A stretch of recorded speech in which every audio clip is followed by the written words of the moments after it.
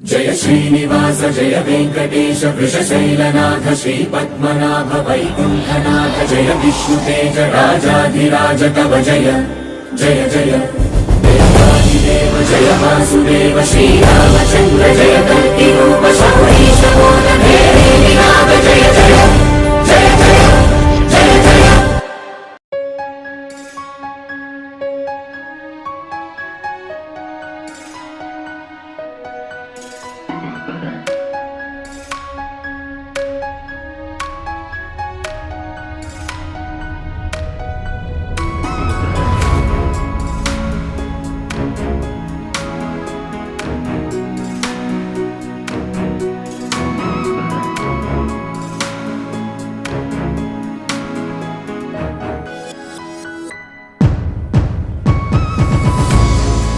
గోవిందా అన్న నామంతో పిలిస్తే చాలు.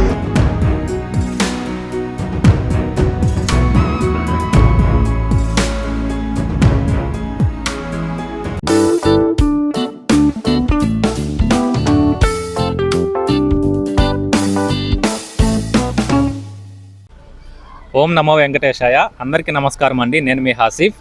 ప్రస్తుతం నేను హైదరాబాద్కి 45 కిలోమీటర్ల దూరంలో ఉన్నటువంటి శ్రీ వెంకటేశ్వర స్వామివారి స్వర్ణగిరి దేవస్థానంలో అయితే ఉన్నాను. రీసెంట్ డేస్లో ఈ టెంపుల్కి సంబంధించిన విజువల్స్ అనేవి సోషల్ మీడియాలో చాలా ట్రెండింగ్లోకి వచ్చాయన్నమాట. సో ఈరోజు మనం ఈ ఆలయం ఎక్కడ ఉంది, ఎలా చేరుకోవాలి, ఇక్కడ దర్శనం ప్రాసెస్ ఏమిటి, ఇక్కడ ఉన్న సౌకర్యాలు ఏమిటి, అలానే ఈ దేవాలయం మొత్తం పైకి వెళ్ళి దర్శించుకుందాం రండి. నేను హైదరాబాద్ నుంచి స్వర్ణగిరి వెళ్తున్నాను. ముందుగా మనం స్వర్ణగిరి ఎక్కడ ఉంది, ఎలా చేరుకోవాలో తెలుసుకుందాం. స్వర్ణగిరి హైదరాబాద్ మరియు వరంగల్ హైవే మధ్యలో ఉన్నటువంటి భువనగిరి నుంచి 7 కిలోమీటర్ల దూరంలో, అలానే హైదరాబాద్ నుంచి 48 కిలోమీటర్ల దూరంలో, వరంగల్ నుంచి 104 కిలోమీటర్ల దూరంలో ఉంటుంది.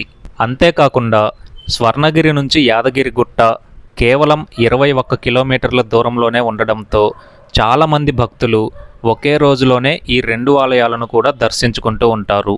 ఈ స్వర్ణగిరి దేవాలయం డే టైంలో కంటే నైట్ టైం విద్యుత్ కాంతుల వెలుగులతో చాలా ఆకర్షణీయంగా కనిపిస్తూ ఉంటుంది. హైదరాబాదు నుంచి స్వర్ణగిరి వెళ్ళాలి అనుకునే భక్తులు ముందుగా జేబీఎస్ బస్టాండ్ కానీ లేదా ఉప్పల్ బస్టాండ్ కానీ చేరుకోండి. అక్కడి నుంచి భువనగిరికి వెళ్ళే బస్సులు అందుబాటులో ఉంటాయి. అయితే ఈ స్వర్ణగిరి దేవాలయం భువనగిరి కంటే ముందుగానే మెయిన్ రోడ్డుకి 1.5 కిలోమీటర్ల దూరంలో ఉంటుంది. దేవాలయం మెయిన్ రోడ్డు దగ్గర ఎవరైతే దిగుతారో వాళ్ళకి మెయిన్ రోడ్డు నుంచి ఆటోలు అందుబాటులో ఉంటాయి, లేదంటే కాలినడకను కూడా వెళ్ళొచ్చు. ఒకవేళ మీరు నాన్ స్టాప్ బస్సులో భువనగిరి చేరుకుంటే భువనగిరి నుంచి స్వర్ణగిరి దేవాలయానికి డైరెక్ట్గా బస్సు సౌకర్యం అందుబాటులో ఉంది. భువనగిరి బస్టాండ్ నుంచి కొండపైన మనకి భువనగిరి కోట కనిపిస్తూ ఉంటుంది. దీన్ని 1076వ సంవత్సరంలో నిర్మించారన్నమాట. ఇకపోతే భువనగిరి బస్టాండ్ నుంచి డైరెక్ట్గా టెంపుల్ వరకు స్పెషల్ బస్ సౌకర్యం ఉంటుంది. కేవలం 7 కిలోమీటర్ల దూరానికి వీళ్ళు 30 రూపాయలు టికెట్ ప్రైస్ ఛార్జ్ చేస్తున్నారు.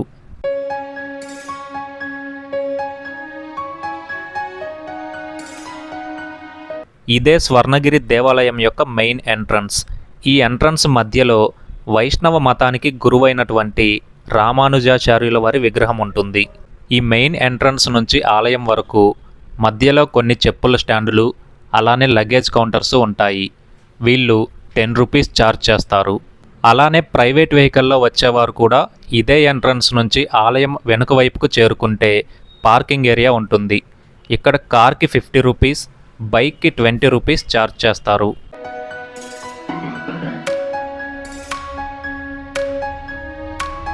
ఇదే ముందుగా మనకి కనిపించేటటువంటి ఆలయం యొక్క వ్యూ. ఇక్కడ బ్రహ్మరథం పైన బ్రహ్మదేవుడు ఉంటారు. దర్శించుకొని పైకి వెళ్దాం రండి.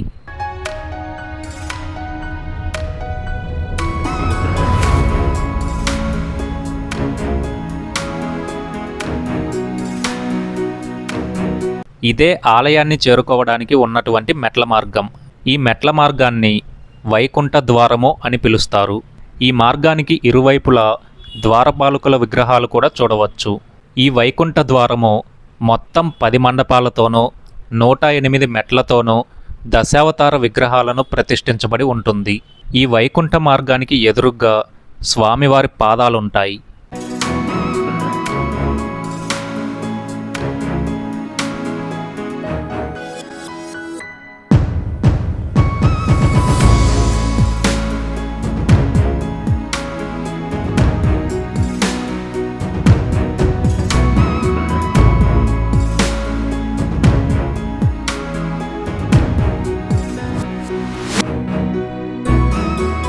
రండి పైకి వెళదాం. ఇది మొదటి అవతారమైనటువంటి మత్స్యావతార విగ్రహం. మీకు ఇందాక చెప్పాను కదా 10 మండపాల్లోనూ దశావతారాల విగ్రహాలుంటాయని. ఇవే ఆ విగ్రహాలు. ఇది 2వ అవతారం అయినటువంటి కూర్మావతారం. సో ఈ విగ్రహాలన్నీ కూడా పాలరాయితో చేసినటువంటి విగ్రహాలన్నమాట. చాలా అందంగా ఉంటాయి. ఈ మెట్ల దారిలో వెళ్ళేటప్పుడు వీటిని దర్శించుకోవడం అస్సలు మర్చిపోకండి. ఇది 3వ అవతారం, వరాహ అవతారం. ఈ విగ్రహాలన్నీ కూడా మనం మెట్లెక్కేటప్పుడు ఎడమ వైపున మాత్రమే ఉంటాయి. ఇక ఈ ఆలయ చరిత్ర మరియు విశేషాల గురించి మాట్లాడుకుంటే, నూతనంగా నిర్మింపబడిన స్వర్ణగిరి శ్రీ వెంకటేశ్వర స్వామివారి ఆలయ ప్రాణప్రతిష్ఠ 2024వ సంవత్సరం మార్చి 6వ తేదీన చిన్నజీయర్ స్వామివారి చేతుల మీదుగా జరిగింది. స్థానిక వ్యాపారవేత్త మానేపల్లి రామారావు గారి సారథ్యంలో ఈ ఆలయాన్ని నిర్మించారు. సుమారు 22 ఎకరాల ప్రాంగణంలో స్వర్ణగిరి అనే నామకరణంతో కొండ మీద శ్రీ వెంకటేశ్వర స్వామివారి ఆలయం ఆగమశాస్త్ర సాంప్రదాయాలను అనుసరిస్తూ ప్రాచీన శిల్పశాస్త్ర రీతులను అవలంబిస్తూ రూపుదిద్దుకుంది. ఆలయ ప్రాంగణం లోపల శ్రీవారితో పాటుగా అలమేలుమంగ, గోదాదేవి, మదన గోపాలకృష్ణ స్వామివారి ఉపాలయాలు కూడా ఉన్నాయి. అంతేకాకుండా ఆలయ ప్రాంగణం బయట సుమారు 27 అడుగుల ఏకశిలా ఆంజనేయ స్వామివారి విగ్రహం, శ్రీ లక్ష్మీ నరసింహస్వామివారు, భూవరాహ స్వామివారి ఉపాలయాలతో పాటు పుష్కరిణి మధ్యలో జలనారాయణమూర్తి ఆకర్షిస్తూ ఉంటుంది.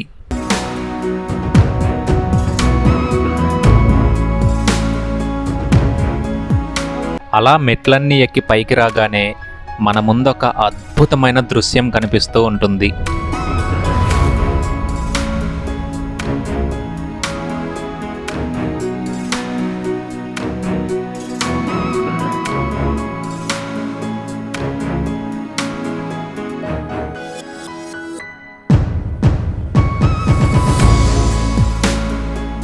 ఆగండి, ఆలయంలోకి వెళ్లే ముందు కాళ్ళు కడుక్కోవాలి కదా. మెట్లెక్కగానే ఎడమవైపున కాళ్ళు కడుక్కునేందుకు వీలుగా ట్యాప్స్ ఉన్నాయి. రండి, శుభ్రంగా కాళ్ళు కడుక్కొని ఆలయం మొత్తం తిరిగి చూసేద్దాం. మెట్లకి కుడివైపున గరుడ విగ్రహం ఉంటుంది. ఈ విగ్రహం యొక్క స్పెషాలిటీ ఏంటంటే, ముందు వైపు నుంచి మరియు వెనక వైపు నుంచి 2 వైపుల నుంచి కూడా దర్శనం చేసుకోవచ్చు. గరుడ విగ్రహం పక్కనే ఉన్నటువంటి ఈ పుష్కరిణి ఆలయానికి గొప్ప ఆకర్షణగా నిలిచింది. ఈ పుష్కరిణి 2 అంతస్తులుగా నిర్మించారు. ముందు మనం కిందకి వెళ్ళి చూద్దాం. కిందికి రాగానే ఒక పెద్ద స్తూపం, స్తూపానికి ఎదురుగా తిరునామం, శంకుచక్రాలు కనిపిస్తాయి.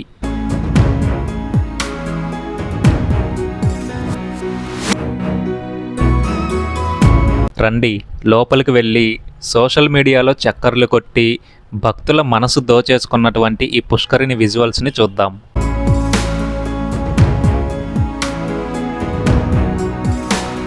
ఈ కోనేరు 4 మూలల్లో చిన్న చిన్న మండపాలు 4 ఉంటాయి.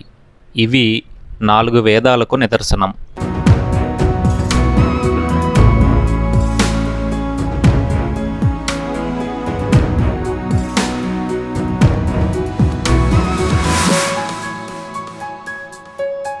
ఈ కోనేరు మధ్యలో ప్రతిష్ఠించినటువంటి విష్ణుమూర్తిని జలనారాయణుడు అంటారు. ఇలాంటివి ప్రపంచంలో కేవలం 2 మాత్రమే ఉన్నాయి. ఈ పుష్కరిణి పై అంతస్తుకు చేరుకోవాలంటే కోనేరు బయట ఉన్నటువంటి లక్ష్మీ నరసింహస్వామి మండపం మరియు భూవరాహస్వామి మండపం పక్క నుంచి చేరుకోవచ్చు.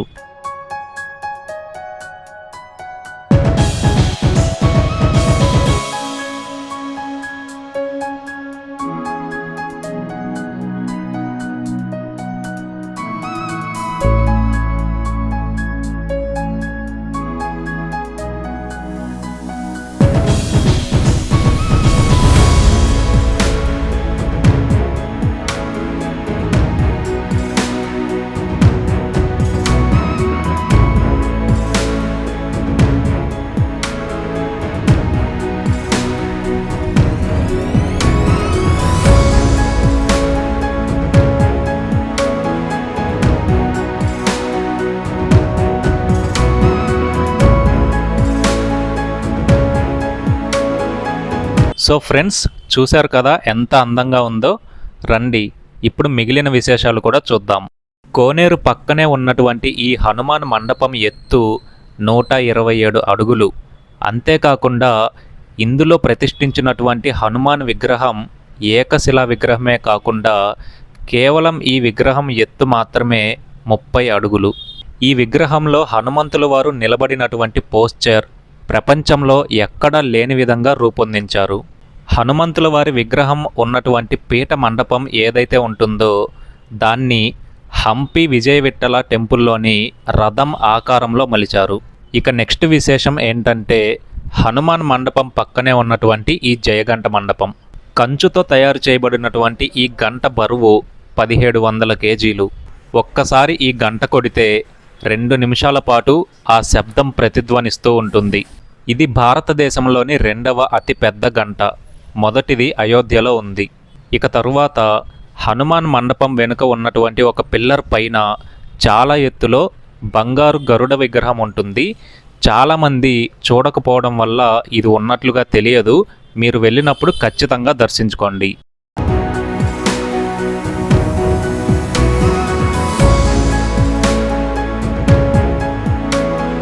ఇక దర్శనం విషయానికి వస్తే ఆలయంలోకి మొబైల్స్ నాట్ అలౌడ్.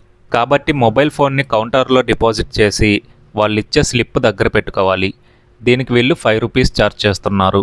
ఇవే ఈ ఆలయం యొక్క దర్శనం టైమింగ్స్. ఉదయం 8 గంటల నుంచి నైట్ 9 గంటల వరకు ఈ ఆలయాన్ని దర్శించుకోవచ్చు. కాకపోతే ఈ ఆలయం డే టైంలో కంటే కూడా నైట్ టైం మరింత ఆకర్షణీయంగా కనిపిస్తుంది. ఇదే ఆలయం యొక్క తూర్పు రాజగోపురం మరియు ప్రధాన రాజగోపురం. ఈ రాజగోపురానికి ఎదురుగ్గా విజయస్తంభం ఉంటుంది.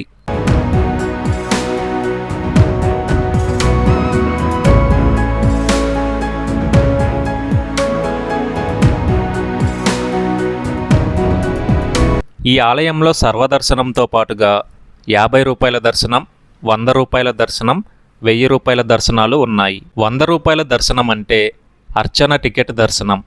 ఈ టికెట్పై 2 దర్శించుకోవచ్చు.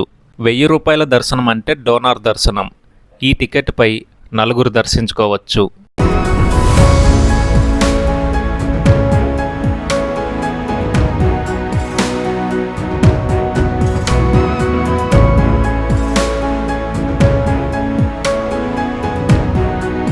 ఈ ఆలయానికి 4 వైపులా 4 గోపురాలున్నాయి. దర్శనం తర్వాత మనం నార్త్ గోపురం నుంచి బయటికి వస్తాం.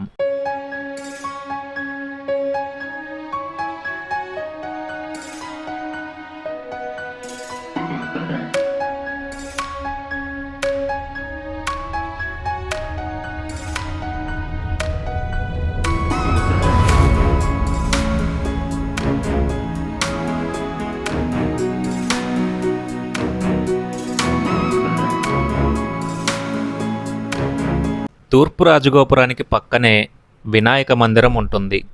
ఇక్కడ వినాయకుడిని విశ్వక్సేన గణపతి అంటారు. ఈ వినాయక మందిరానికి పక్కనే కొబ్బరికాయలు కొట్టే స్థలం కూడా ఉంటుంది.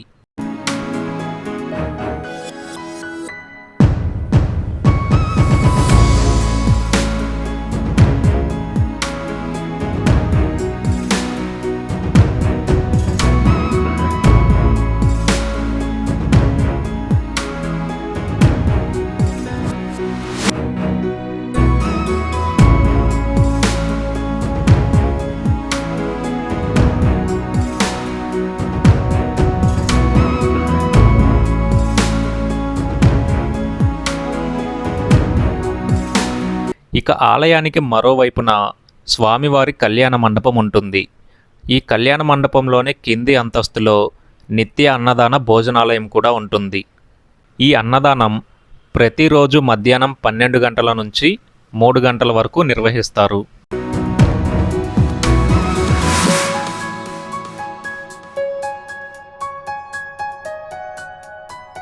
ఇక last but not least, Hanuman మండపం పక్కనే ఉన్నటువంటి మెట్లు దిగి కిందకు వెళితే ఉచిత టాయిలెట్ సదుపాయం కూడా ఉంటుంది.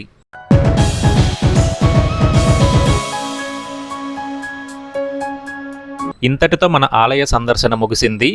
ఈ వీడియో మీకు నచ్చితే లైక్ చేసి మన ఛానల్ని సబ్స్క్రైబ్ చేసి నోటిఫికేషన్స్ కోసం పక్కనే ఉన్న బెల్ ఐకాన్ ప్రెస్ చేయండి.